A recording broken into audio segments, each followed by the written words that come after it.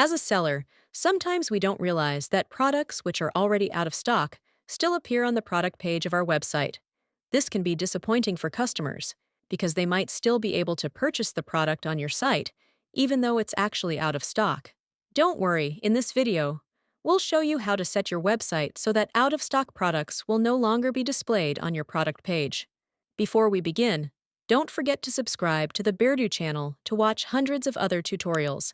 Also, click the like button below and turn on the notification bell.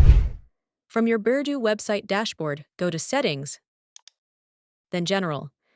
In the Product Settings section, there's an option called After Out of Stock. By default, this is set to Keep Product, which means the product will still appear on your website even when its stock reaches zero. To hide the product when it's out of stock, select Hide Product. Once you're done, click Save. With this setting, any product that runs out of stock will automatically be hidden from your website's product page, and it will only reappear after you update its stock quantity. Feel free to leave a comment below if you have any questions, like this video, and subscribe to the Beardo channel so you don't miss any new tutorials.